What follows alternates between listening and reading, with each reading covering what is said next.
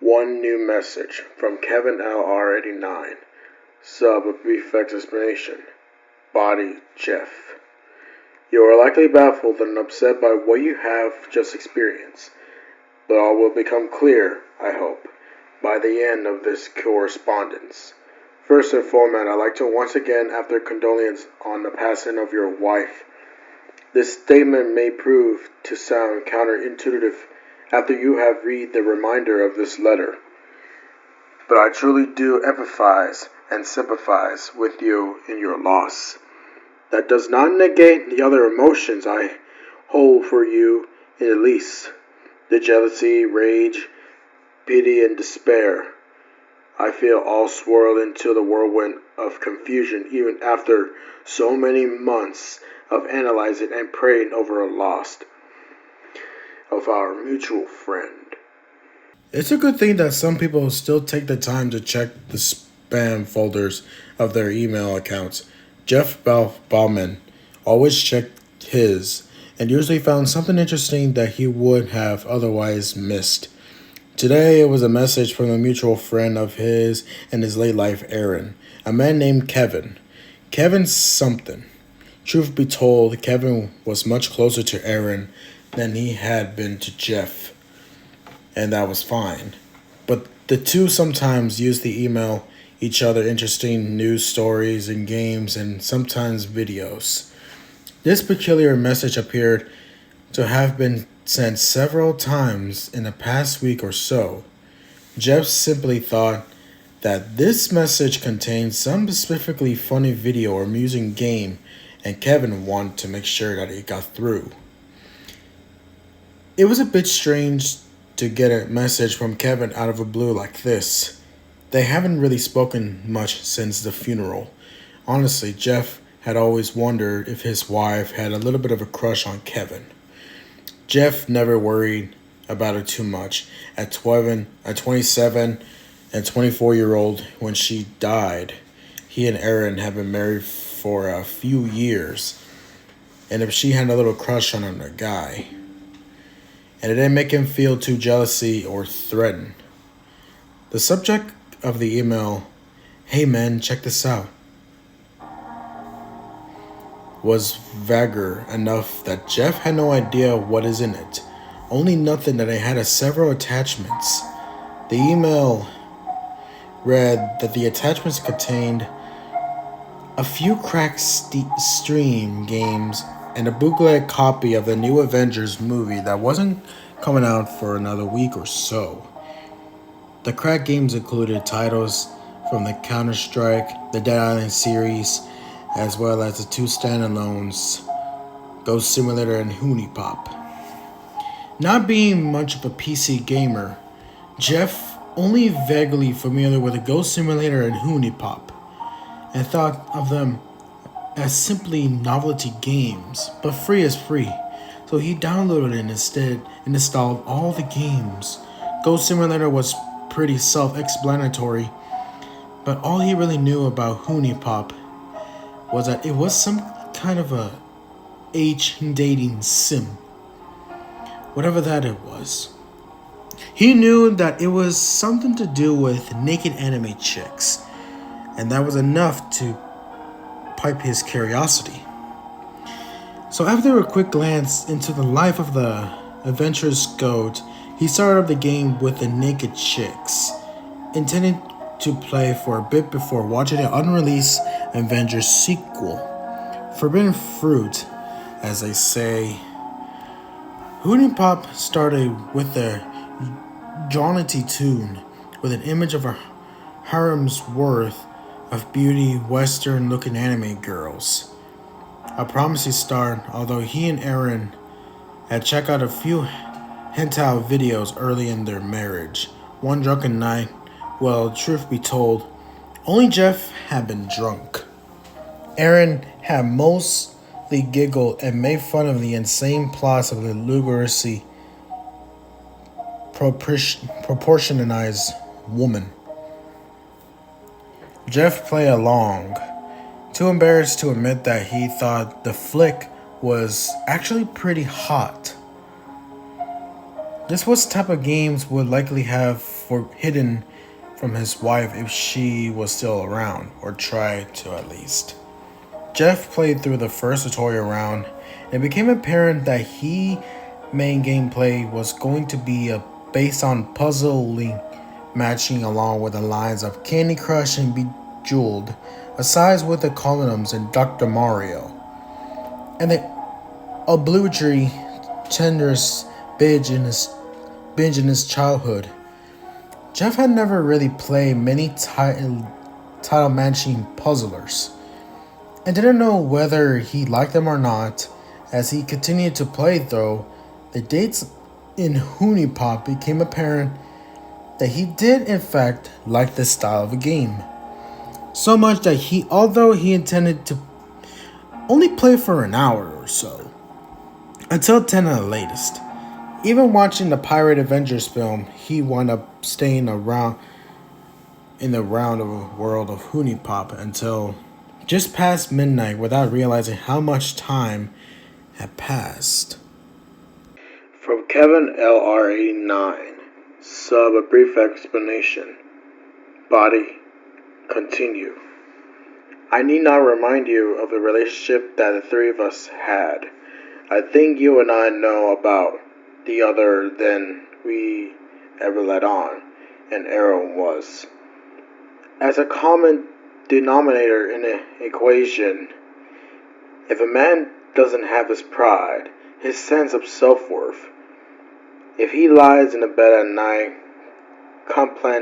contemplating the day and a mental check mark next to each task he intended to fulfill, save for one, night after night, what is his quality of life? When one realized that good enough, despite one's best intentions, has never actually been good enough, what should be the next course of action? The following day, Jeff could barely keep his mind focusing during his therapy session or the court-ordered Alcoholic Anonymous meeting that came after. He was preoccupied with the thought of getting back to his computer to ask and answer more questions with his digital girlfriends. By the time it came to hold hands and recite the Lord's Prayer at the end of the AA meeting, he was ruminating over what drinks to buy each of his eager, sex-brave lady friends. Would he meet them at the bar? Their favorites were conventionally listed in the HunieBee in the in-game mobile database of girls, but Jeff thought it would be good to mix things up for them as well. Returning home that afternoon, the plan had been watch the Avengers Age of Ultron and then play some more HuniePop. About 30 minutes into the pirated movie, Jeff realized that he hadn't been paying attention and he barely knew what's going on. He decided to finish the flick later. After a few days before starting the game up, he shot the quick text messages to Kevin, thanking him for the movie and the game. The dating sim in particular, the response NP would go unread until after the HuniePop session was done a few hours later. Jeff was formulated a strategy for playing the game. By this time, he had done some Google research and learned that after a few successful dates with a certain girl, you can take her back into your room for a bonus,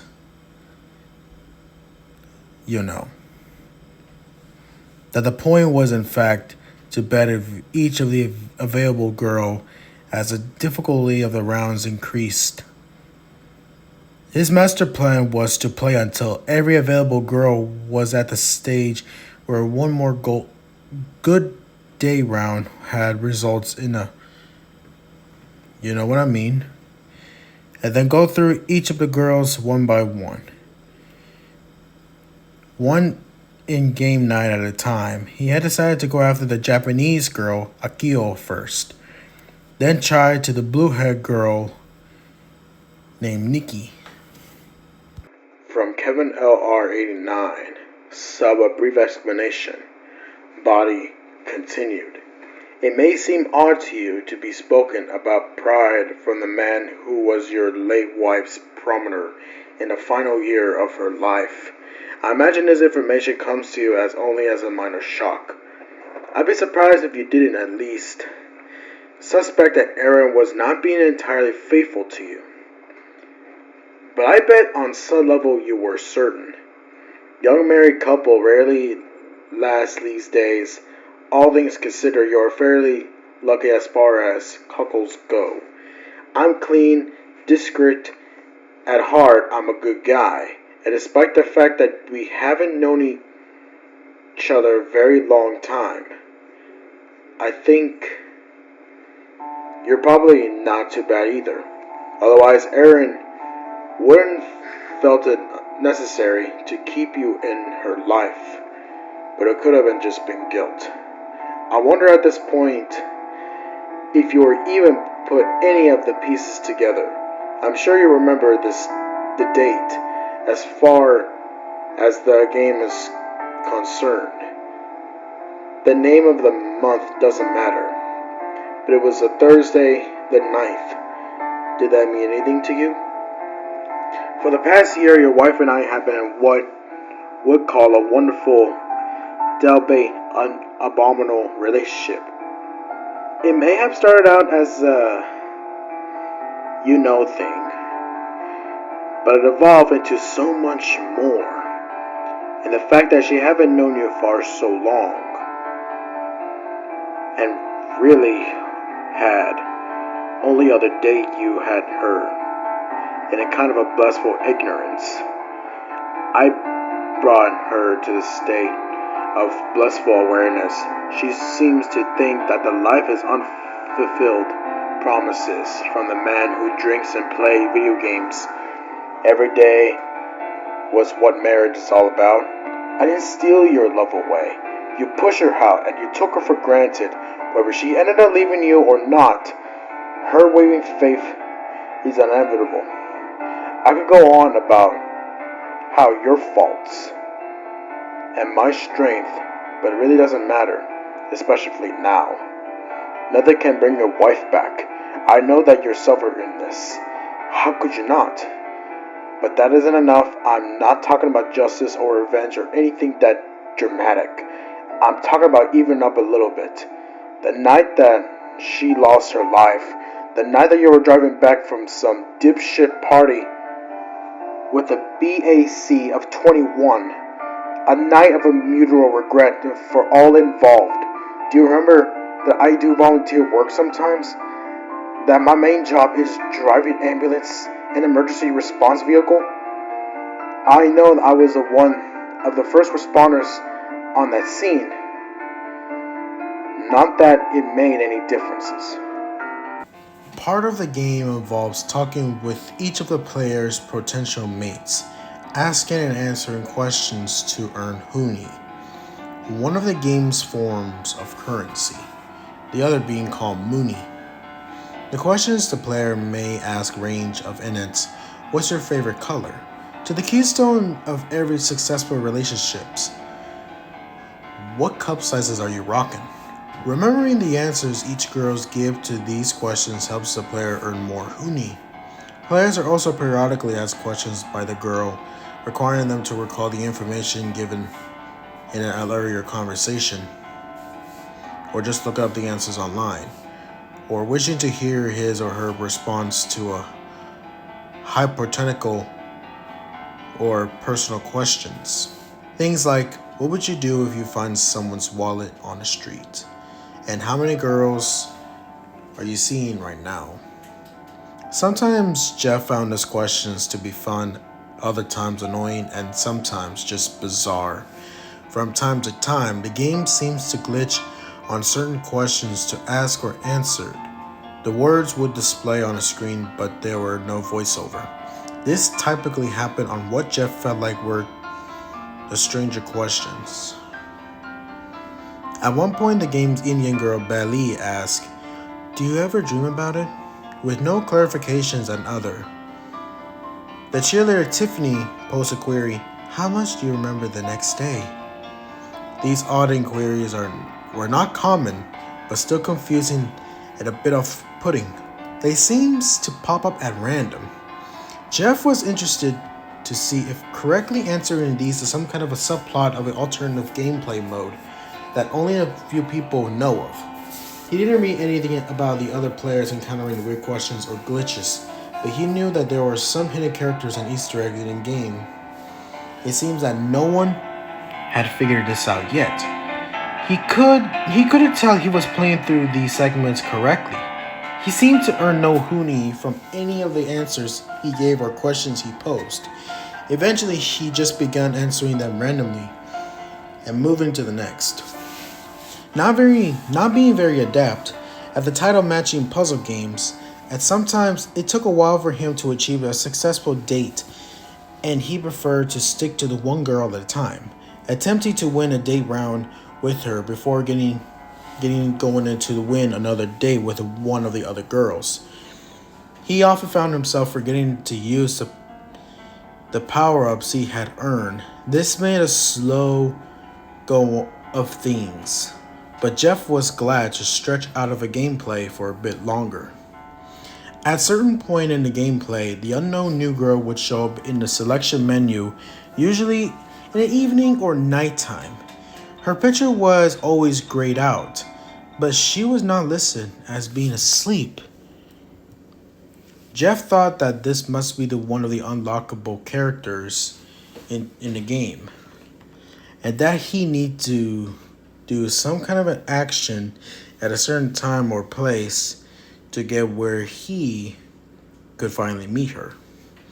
Whenever this girl would show up in the HuniePop, he would attempt to give certain items to whichever girls he was with to see if this would unlock a hidden character.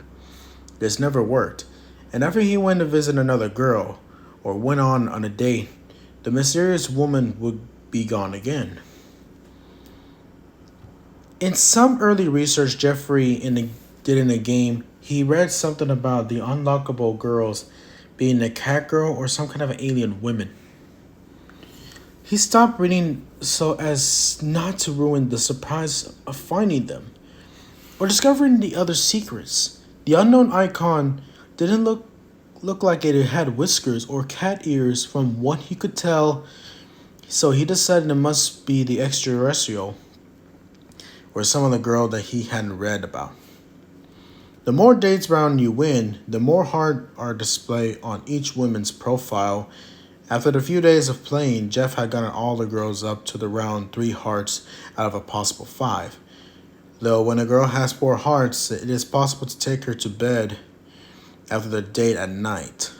The plan was to keep going on a daytime dates until everyone had all of 5 hearts filled.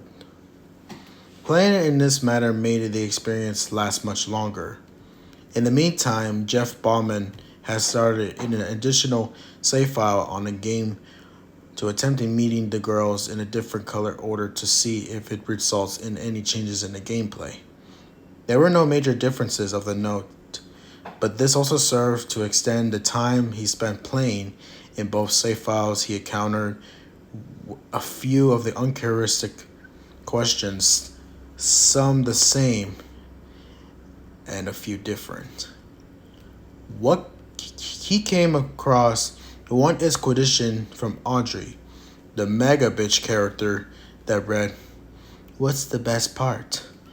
with 3 choices of answer: no in-laws at Christmas, the bed all to myself, and no nugget about booze and dope. This quiz was one that struck Jeff rather sharply, as they seemed to relate to bachelorhood, which he recently had somewhat thrust upon him. But at least this question appeared to have some relations to the game, as the Audrey character openly used illegal drugs, and one of the answers mentioned them. Jeff chose the third option, and then a reply came up. "At least you're honest, you son of a bitch." From Kevin Kevin LR89. Sub, a brief explanation. Body continued. By the time anyone noticed the tire tracks leading into the woods, it was already after 9 a.m. You were hours into the blackout sleep, as you had long since bleed out. Already started to stiffen up. They think you're wrapped around that maple tree around 3 or so, leaving plenty of a time for your lovely wife to scream at you to wake up, grow fruitlessly of her cell phone, shout for help into the night, claw for the release of her seatbelt until her nails bent back and snap away from the quick. I bet you were snoring. She said that you snore like a boar when you're drunk. You get to sleep and dream away in wee hours of the morning. With barely move, then a concussion. Erin didn't get that luxury. She was awake and aware until the late stages of hypovolemic shock started, pinned in the passenger seat with a kick spiral cord. She got to watch the sunrise while her serve a pinch formal artery tick until she was cold and blue. There was something else that never get into the report that you never heard about. She had enough room to move her left arm a little, enough to reach out a few things like a still functional car lighter and a few things in a center console. One of these things was your hidden joints. She's once told me that 2 out of the 3 times she tried smoking pot a few years ago turned out awful. The other got her pretty relaxed. I guess at one point she decided that you were going to wake up and there wasn't any help coming. So she was lit up and took a few drags. We found a roach stuck to her shirt and congealed stream of blood and vomit. I can only hope that it eased her last moments on a planet. At last, the time comes when Jeff could begin taking his digital girlfriends on night dates and hopefully getting the bonus sex rounds. As silly as it may have sounded to others, Jeff had knowing that he had a night off to play the game, picking up a bottle of Chivas Regal Scotch for the occasion. Before the car accident, it was not uncommon for him to have a few drinks and play some video games. And since the publicity of the wreck and a general knowledge in the community that he had been attending 12-step meetings, he tried to keep this drinking more hidden than ever. He had driven about 40 miles out of his way to hit a liquor store where he and his car would be recognized. The safe file had loaded the started him out of on the morning, and he set out to chat with some girls before taking the Asian girl Aku on a date at night. Twice then he was talking to different women before the dating began. He was met with the question screen with no real text on it. Just a serious ellipsis and the girls making their disappointed faces. He thought he must have done something wrong in playing the game up to that point, but it didn't seem to be affecting the main flow of things. He hoped that it didn't affect the dates. In-game evening turned into night. He met up with Aku at the bar and lounge stage.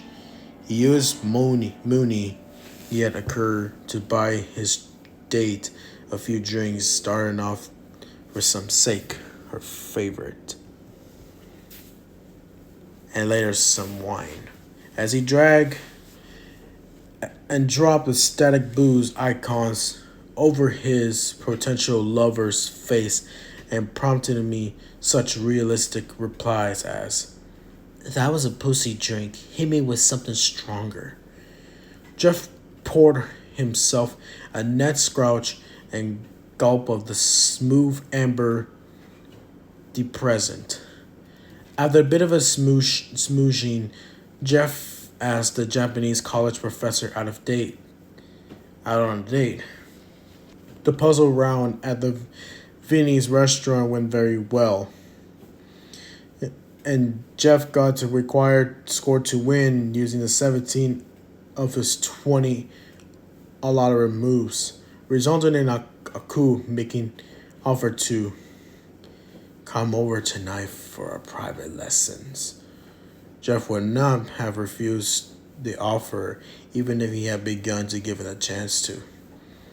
For a few seconds between the day round and fading out and the appearance of the texting indicating the changes of location to your bedroom, a corrupted image appeared on a screen and flickered before the bedroom round started. It wasn't there long enough to make it a much sense of it, but it appeared to be just a jumbled up collage of game images.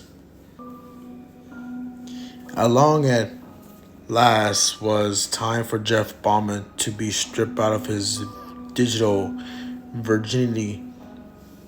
The mechanics of the bonus round were slightly different from the normal dates in that all titles matched to give the same amount of points, and the total score was consistently decreasing.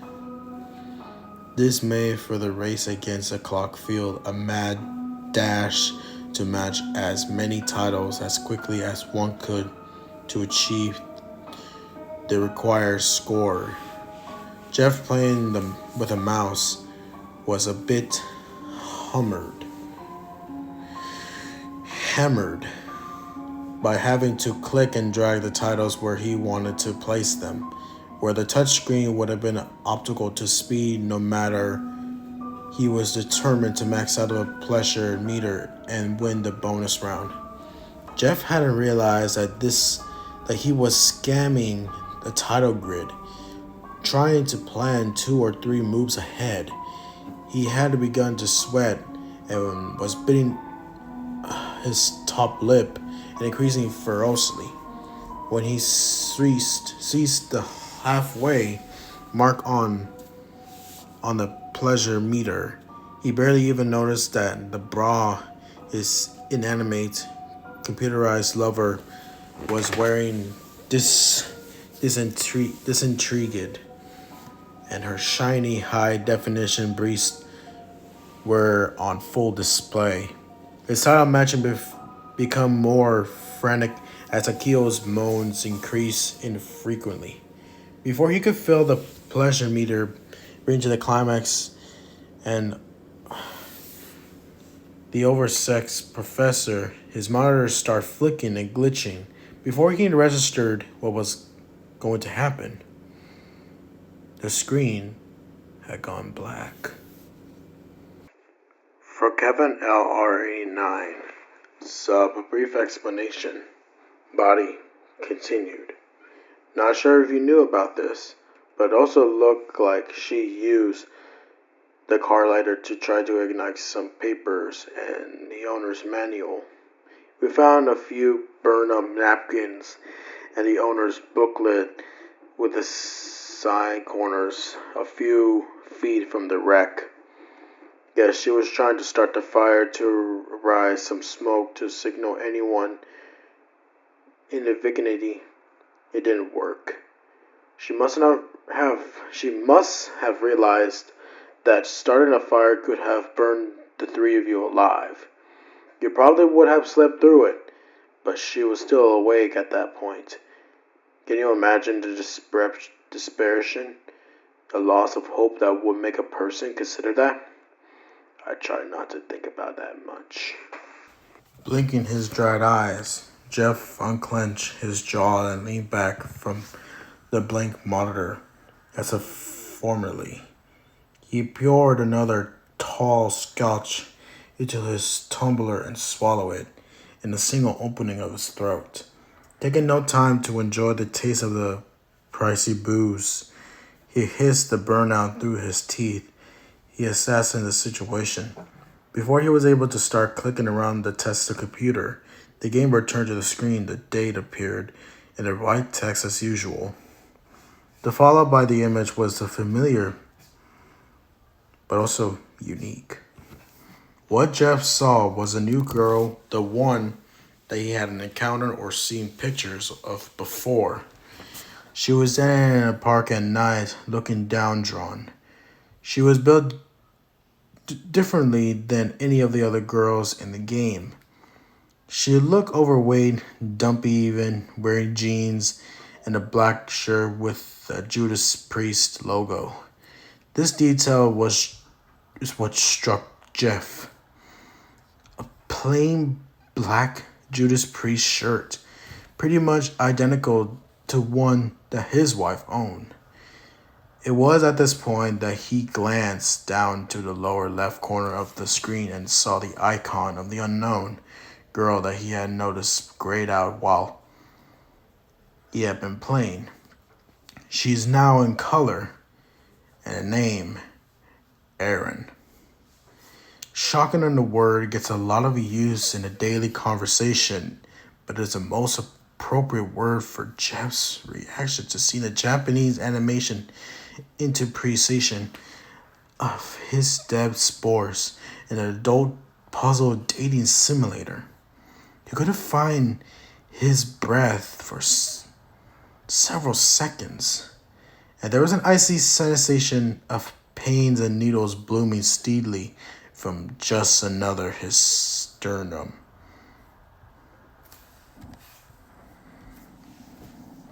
He gaped at an unhappy-looking cartoon woman on the screen, nodding her bright emerald green eyes, a shade of a contact lens that Aaron sometimes wore. Her deep violet hair, the color she had dyed it on a New Year's Eve 3 years ago, the color she always said, only half jokingly, that she wanted to have it dyed permanently. The physic that initially noticed as being dumpy was in effect fairly accurate reflection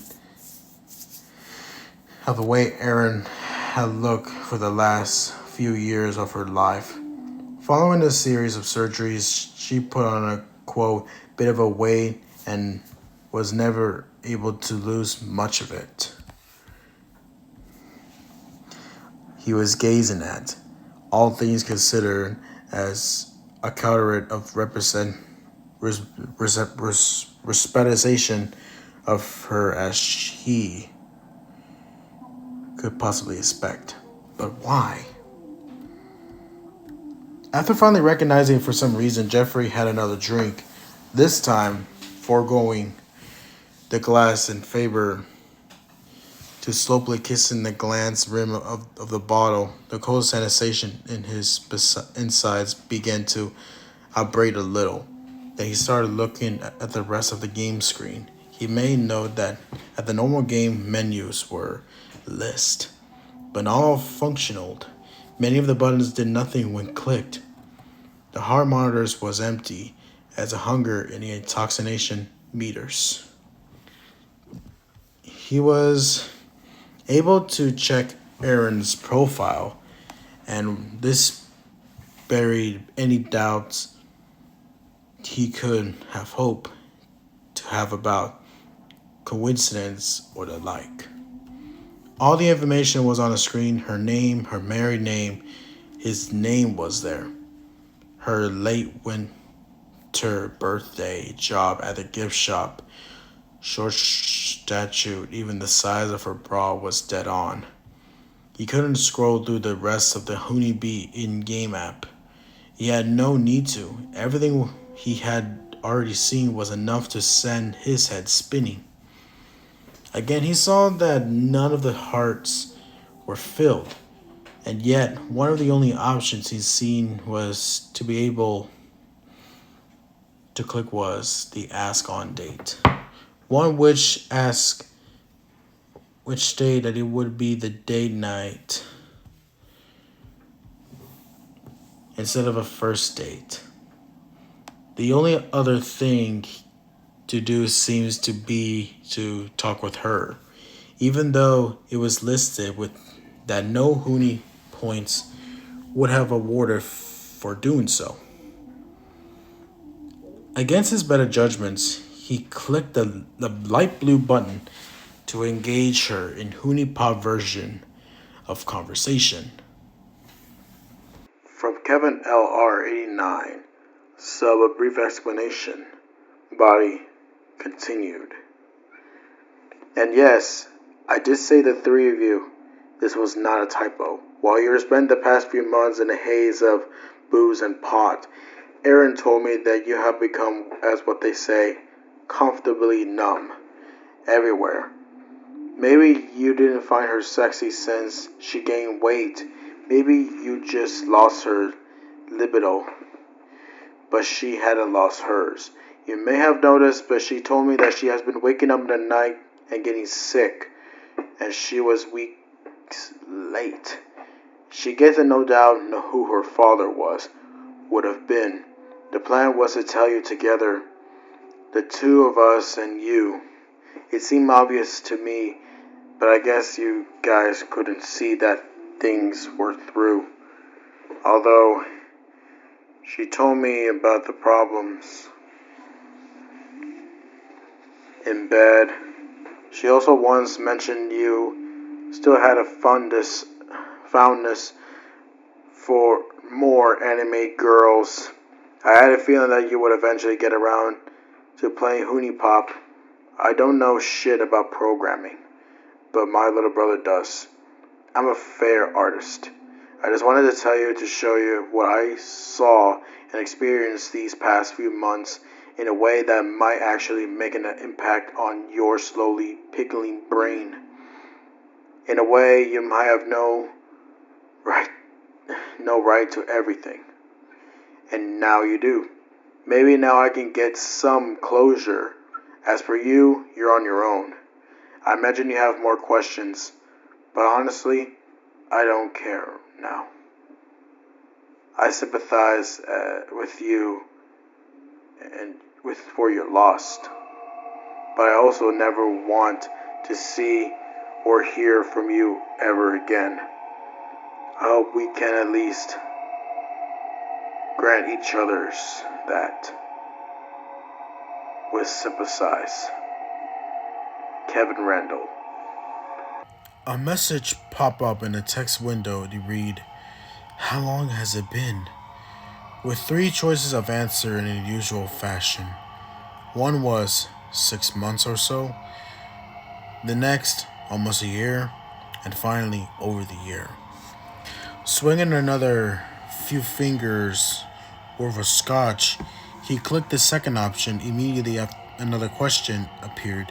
Are things easier now? Jeff thought about this answer. His life was most definitely a bigger mess than it had ever been, with court orders, fines, and guilt. They chose the answer reading, "No, things have only gone worse." This prompted the text reading, "I sincerely wish that both of us had thought of that beforehand." Afterwards, the main set of options came back up, except that talk with her was no longer a clickable choice. The only other options was to go on a date, or there was a part of him, a really large and glaring part that told Jeff just to stop and go to bed, not to even think about what is happening until morning. But slightly greater majory that his brain felt compelled to click the dates button. Jeff was experiencing the strange combination and aware and despair. He hated thinking about his wife and what had happened to her, replaying everything he could remember about the night of the accident in a loop that sometimes robbed him of his sleep for days on end. There was also the sense that now that he is now in this, He was already remaining about his current conundrum, as well as experiencing the familiar undertow of shame that he feared would tear him apart, and if he ever really sat and thought about it. If he didn't at least see this through of its, he would have yet another sense of unfinished business to throw on, ever growing pale. The best he could do is for his conscience was to play this out a little longer before analyzing it. He clicked the date button.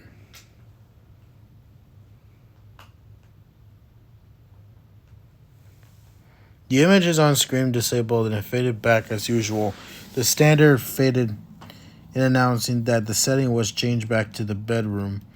It appeared that there would be no formal date around this time. The bedroom appeared and the gameplay grid and the girl slid into view.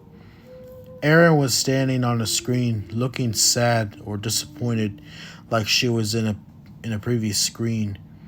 But this time, in the fashion of this game, she was standing in her underwear, awareness in the game girls typically had sexy, matching undergarments. She was instead simply wearing an unflattering ensemble of the black padded bra and a blue dull panties. There was no sound brittle from her as there was a standard bedroom rounds before a game commenced. She just stood there for a few seconds before the title dropped into the grid, and the title themselves were not the standard mix to the varied colors and shapes, but instead the limited were the two varieties, the broken heart titles which drop in the player's score, and a now round. And a new round, red titles that Jeff didn't recognize as there was only two types. And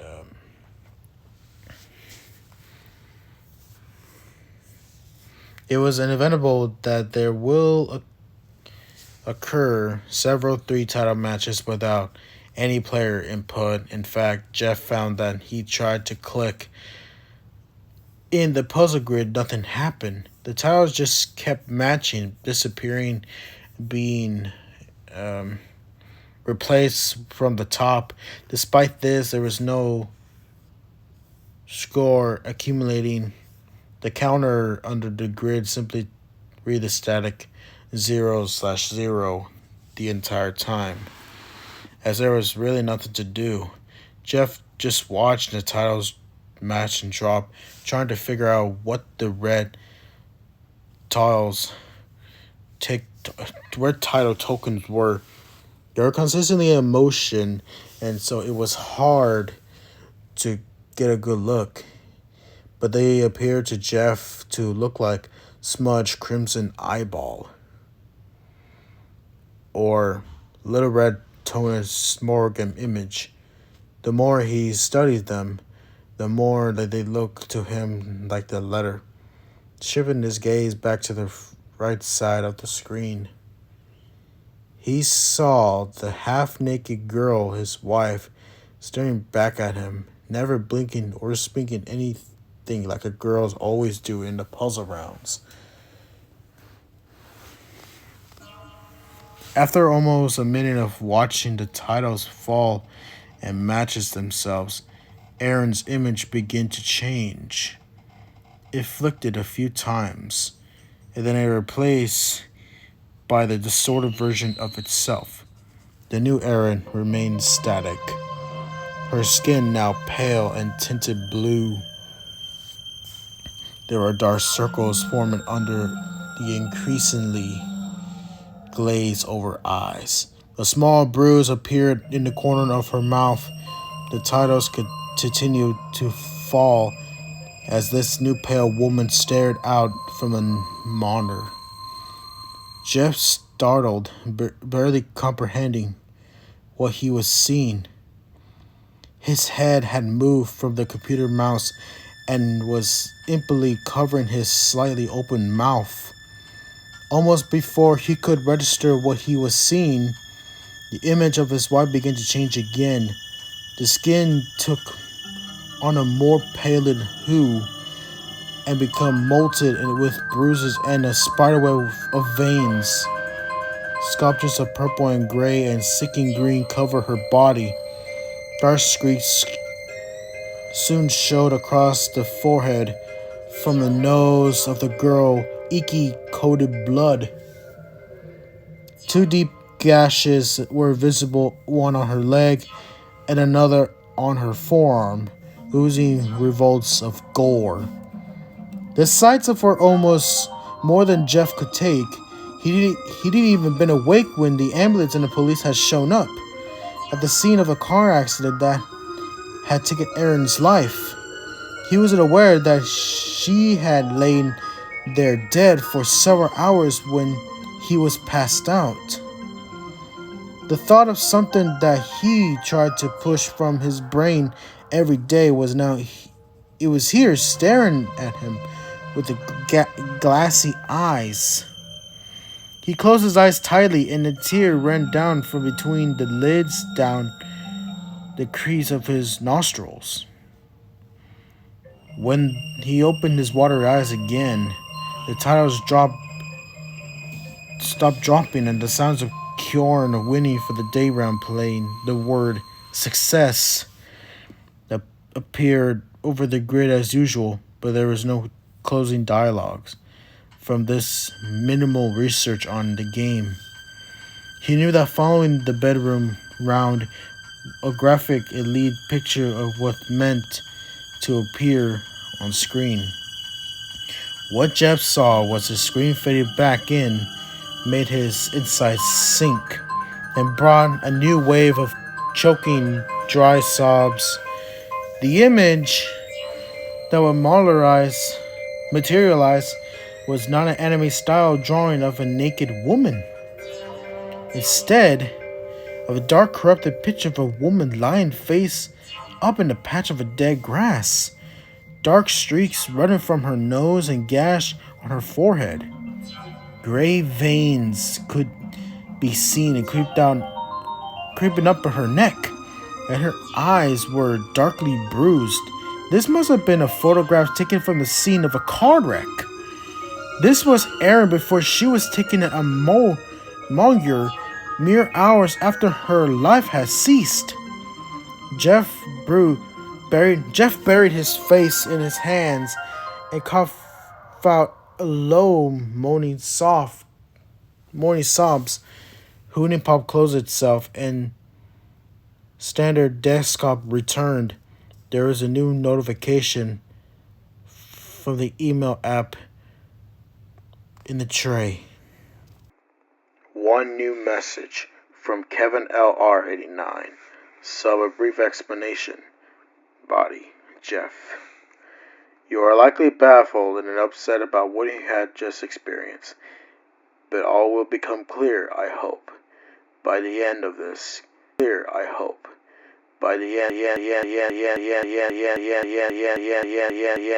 Correspondence, Jeff.